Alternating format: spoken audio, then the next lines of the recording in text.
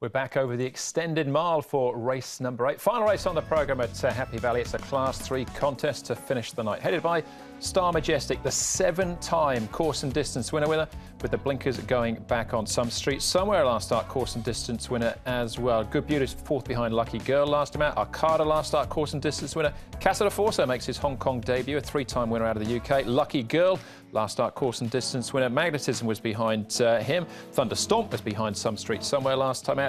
And down to Ping Hai Treasure. They switched the blinkers for the pacifiers. Was fourth behind Brave Legend last time, again over the mile. Casa de Forza, Lucky Girl and Thunderstomp have all been up at Chung Fa within the last month.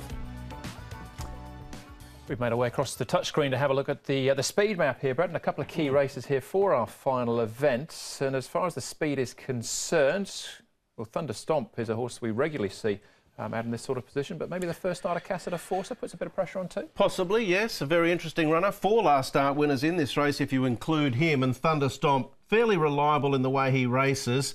Some Street Somewhere has a good barrier again. Ping Hai Treasure is likely to roll forward too, you would imagine, with the lightweight Joe Moreira, and obviously getting fitter and fitter, and a real good barrier here in gate number 2. Star Majestic potentially might be caught out wide. I guess the one you have to query is this one here, Lucky Girl. In times gone by, he has been able to take up the front running and go along at a nice strong tempo and then go on and score. He did win last start. He came from the back, and I'd probably suggest the map's got him right there as well, because the others might be a little bit speedy early.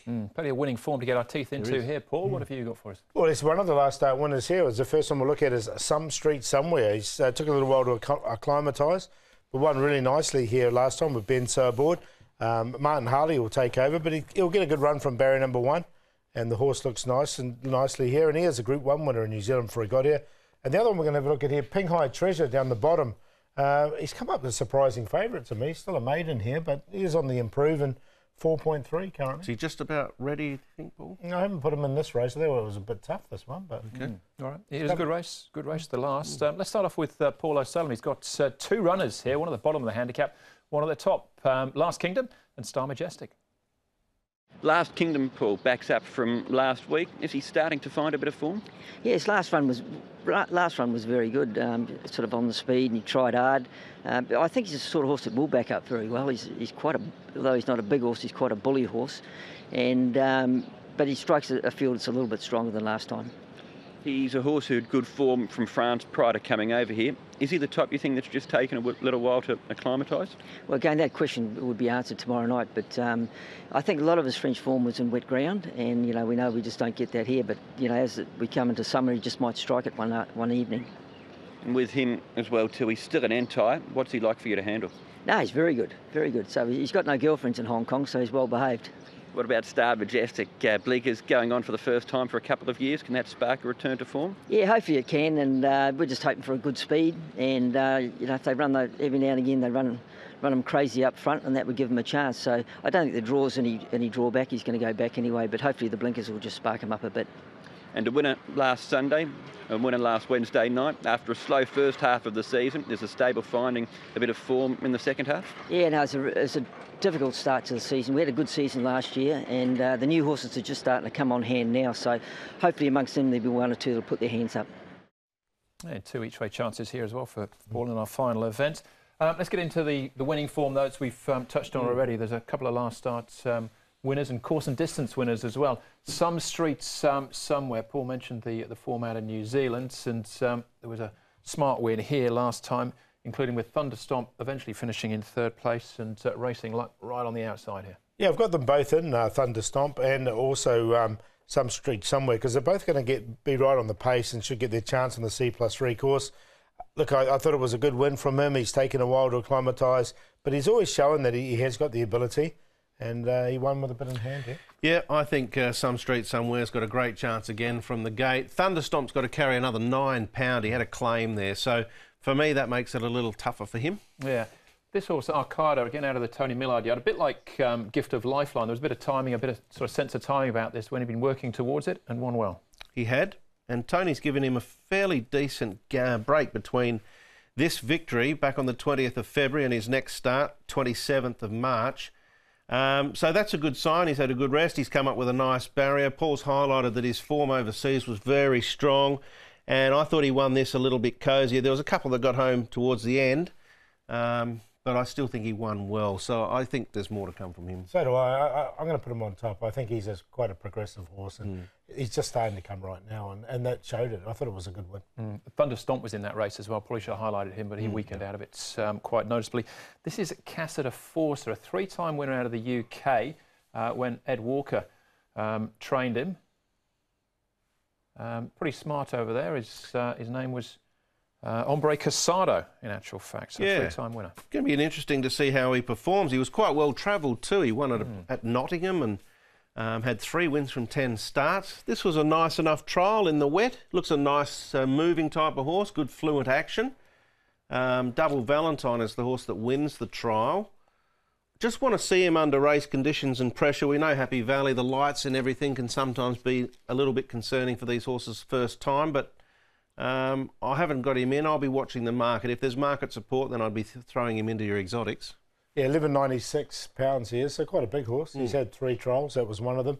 Yeah, I'm like Brett. I haven't put him in either. All right, Ping Hai Treasure, the favourite Paul in a wideish market. Yeah, I thought it was quite surprising, all these last start winners. I've gone away from him. I'm going to go with Okada.